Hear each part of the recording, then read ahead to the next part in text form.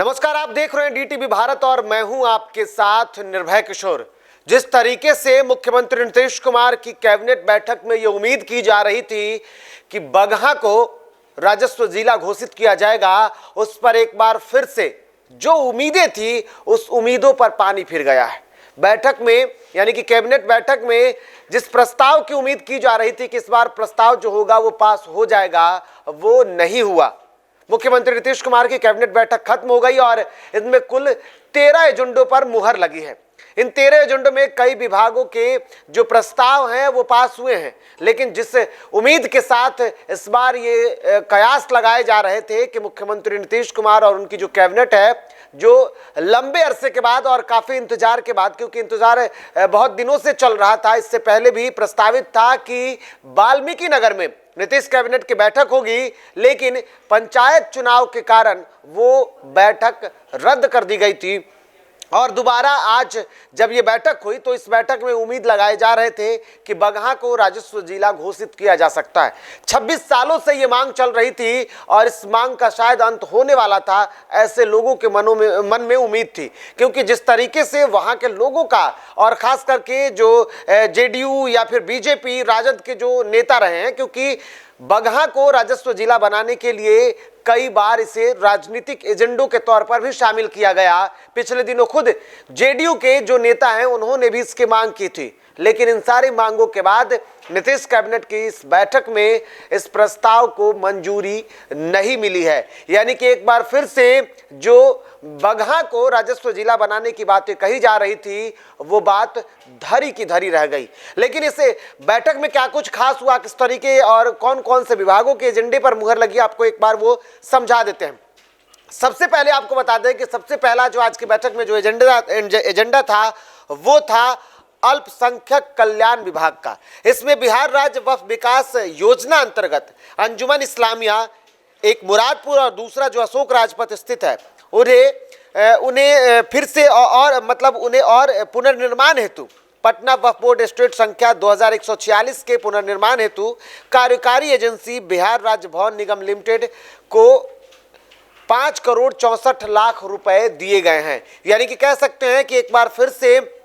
एक बड़ी सौगात खास करके अल्पसंख्यक कल्याण विभाग के तहत दी गई है। इसके अलावा उद्योग विभाग से जुड़े हुए दो जो प्रस्ताव हैं उन्हें स्वीकृति मिली है, जिसमें पहला प्रस्ताव है मेसर्स वारुण बिवरेज लिमिटेड, जिसका plot number 3 industrial growth centre. ये आपको बता दूं कि इसके निर्माण के लिए और खास करके इसकी स्थापना हेतु 268,85,00,000 रुपए की निजी पूंजी निवेश एक वित्तीय प्रोत्साहन क्लियरेंस की स्वीकृति पर राज्य सरकार ने इसे हस्ताक्षर किया है और इसमें शर्त के साथ ही प्रोत्साहन वितरण के लिए समय विस्तारित परियोजना व्यय से संबंधित कागजातों के आधार पर परियोजना लागत की गणना की जाएगी। ये बातें इस बार बैठक में कही गई है। इसके अलावा उद्योग विभाग की एक दूसरी जो प्रस्ताव रही वो रही बिहार औद्योगिक निवेश प्रोत्साहन नियमावली 2016 के नियम 724 के आलोक में जो बातें कही गई है, इसमें यह कहा गया है कि 168 करोड़ रुपए के निजी पूंजी निवेश एवं वित्तीय प्रोत्साहन क्लियरेंस की स्वीकृति पर राज्य सरकार की अनुमति मिली है। साथ ही साथ आपको बता दूं कि नगर विकास एवं आवास विभाग के एक प्रस्ताव थे,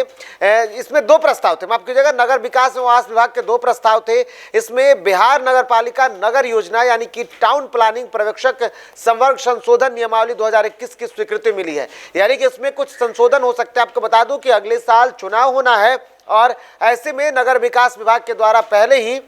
जो टाउन प्लानिंग की प्रक्रिया है उसमें संशोधन के लिए स्वीकृति मिली है, जिसमें संशोधन किया जाएगा। इसके अलावा दीघा घाट अवस्थित भूखंड पर भारतीय खाद्य निगम के क्षेत्रीय कार्यालय भवन एवं अन्य संरचना के निर्माण हेतु बिहार भवन उप विधि 2014 की कंडिका 22(1) के प्रावधानों में शिथिल करने के संबंध में भी बातें सामने आई है, जिसे स्वीकृति मिली है। इसके अलावा पशु एवं मत्स्य विभाग के जो प्रस्ताव थे उसके अनुसार चालू वित्तीय वर्ष 2021-22 में बिहार राज्य के लिए प्रधानमंत्री मत्स्य संपदा योजना हेतु केंद्र सरकार के केंद्रांश 24,35,90,000 रुपए की स्वीकृति मिली है तथा राज्यांश यानी कि राज्य के हिस्से से 16,30,60,000 अर्थात कुल मिलाकर के देखें तो लगभग 76,50,000 रुपए की योजना की प्रशासनिक स्वीकृति के संबंध में प्रस्ताव आए थे, जिसे अनुमति मिली है। इसके अलावा पर्यावरण और वन जलवायु परिवर्तन विभाग से भी एक प्रस्ताव थे, जिसमें यह था कि बिहार में एकल उद्योग वाले प्लास्टिक उत्पादों के विनिर्माण, आयात, भंडारण, परिवहन, विक्रय एवं उद्योगों को प्रतिबंधित करने संबंधी पर्यावरण, वन एवं जलवायु परिवर्तन विभाग की अधिसूचना पर स्वीकृति मिली और संशोधन किए जाने की घटनोत्तर स्वीकृति के संबंध में बातें आई है। यानी कि पहले ही जिस तरीके से बिहार में खास करके पर्यावरण और जलवायु परिवर्तन को ध्यान में रखते हुए बिहार में एकल यूज यानी कि सिंगल यूज प्लास्टिक को जो बैन करने की बात की गई है, उसके बारे में भी संशोधन की बातें सामने आई है। इसके अलावा पिछड़ा और वन अति पिछड़ा वर्ग कल्याण विभाग की तरफ से भी एक प्रस्ताव थे, जिसमें यह था कि राज्य के सभी जिले में 520 आसन वाले अन्य पिछड़ा वर्ग कल्याण आवासीय +2 उच्च विद्यालय संचालित करने की सैद्धांतिक स्वीकृति मिली है और इस पर भी आगे काम किया जाएगा। इसके अलावा 44 करोड़ 86 लाख रुपए के भवन निर्माण विभाग के एक प्रस्ताव थे, जिसे पास किया गया। साथ ही साथ संसदीय कार्य विभाग की तरफ से भी प्रस्ताव आए थे, जिसमें 199 सत्र यानी कि शीतकालीन सत्र के 17वां संलेख पर मंत्रिपरिषद की स्वीकृति मिली है और इसमें जो बातें होंगी वो उसको किया जाएगा। साथ ही साथ शिक्षा विभाग के भी एक प्रस्ताव थे और उस प्रस्ताव पर भी मुहर लगी है। इसके अलावा पंचायती राज विभाग, नगर विकास एवं आवास विभाग की तरफ से एक और प्रस्ताव रहे हैं, यानी कि कुल 3 प्रस्ताव नगर आवास विभाग की तरफ से रहे, जिसमें तीसरा जो प्रस्ताव था वो था 15वें वित्त आयोग की अनुशंसा के आलोक में वित्तीय वर्ष 2021-22 से 2025-26 तक राज्य के नगर निकायों को स्वास्थ्य प्रक्षेत्र में कार्य करने हेतु लगभग आपको बता दूं कि 229.40 करोड़ रुपए दिए गए हैं। तो कुल मिलाकर के देखें तो कुल जो 13 प्रस्ताव हैं उन प्रस्तावों पर स्वीकृति मिली है, लेकिन जो उम्मीद जो कयास लगाए जा रहे थे बगहा को जिला बनाने का, वो पूरी की पूरी धरी रह गई। हालांकि बीच में ये बातें सामने आई थी, जैसे ही कैबिनेट की बैठक चल रही थी उस बैठक के बाद लोगों की उम्मीदें और बढ़ गई थी, क्योंकि अंदर खाने से जो बातें सामने निकल कर आई थी उसमें यह कहा जा रहा था कि बगहा को जिला घोषित किए जाने पर चर्चा चल रही है। हालांकि जिस तरीके के पूरे प्रस्ताव और उसके बाद जब दोपहर के लगभग 1:30 बजे तक जब ये कैबिनेट बैठक खत्म हुई तो किसी भी तरीके के प्रस्ताव और ख़ास करके बगहा को जिला बनाए जाने की जो उम्मीदें थी वो उम्मीदें धरी की धरी रही है। और एक बार फिर से 26 सालों से यानी कि 1996 में जब एक घटना के बाद बगहा को